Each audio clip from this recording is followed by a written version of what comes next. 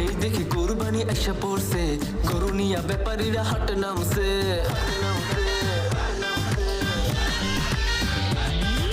কিনতে যাবো গরু, বেশি টাকা নাই যে, বেশি দাম চাইয়া মামা ভাব নিছে।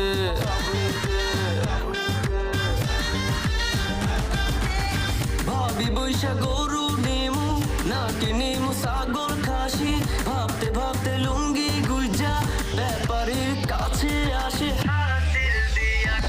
গরু কিনছি আমি দেশি, মাংস খামু বেশি, আর হাম্বা হাম্বা গরুর ডাকে পাগল হয়েছে। গরু কিনছি আমি দেশি, খামু মাংস বেশি, আর হাম্বা হাম্বা গরুর ডাকে পাগল হয়েছে।